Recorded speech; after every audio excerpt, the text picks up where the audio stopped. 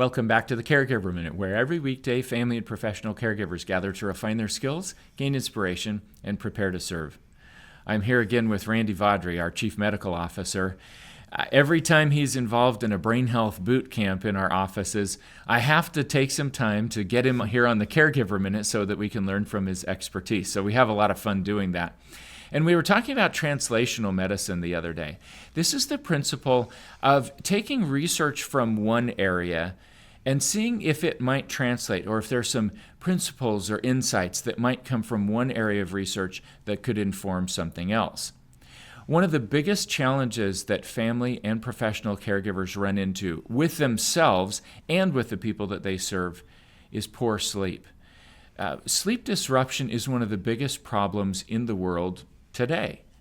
And a lot of people struggle to know what to do with it. And Randy, in doing primary care, often will have people come in on one of a whole bunch of different sleep medications. But maybe there's a translational medicine answer that could be considered. Everyone asks me for sleep medicine when they're not sleeping well. And the standards include things like trazodone or Elavil, amitriptyline, Ambien, right? Those are common things. Occasionally I see people use Zyrtec or Benadryl. These are allergy medicines that make people drowsy. The challenge with the majority of these medicines is they block choline in the brain as a part of their mechanism of action. And when you block choline, you run the risk that dementia and confusion is going to get worse. And the anti-choline effect of those medicines is what give individuals dry mouth or constipation or slowed bowel movements. Those are also terrible challenges with our seniors. And so if you're aware of those, I want to give you an alternate suggestion. Women in particular sleep very poorly after menopause. Statistically, that's when a lot of women start having terrible sleep disorders. And we know that part of that reason is that hormones are very neurologically active. And so when a woman is cycling, the hormones that she's cycling affect the brain and they sleep better, they have anxiety that goes down, they do a little bit better. When women lose those hormones, hey, now it's game over. We're starting to have sleep problems. Eric talked about translational medicine. There has been probably 50 big university-based clinical trials using progesterone, which is a female hormone, for the treatment of head injuries. That's not a mistake, right? Isn't that interesting? Why would we give progesterone to men and women after a head injury?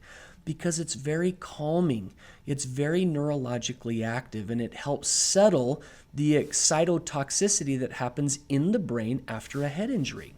So if you translate this to sleep medicine, women in particular who are poor sleepers that get a modest dose of progesterone typically report sleeping so much better.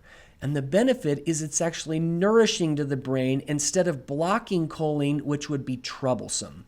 Now, I have done this for 10 years in my clinical practice, and I can speak widely of the benefits. But it feels a little bit risky outside of the conventional approach because sometimes hormones have been castigated and considered as risky.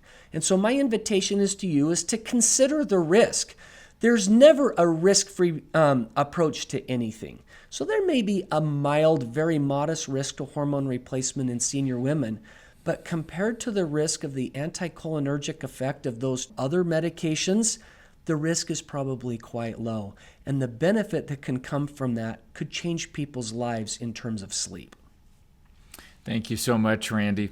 It's always good to get a new insight or a little bit of wisdom that expands our understanding and knowledge. And so we hope that this has given you something valuable to think about that could affect your life or the lives of the people that you're serving in positive ways.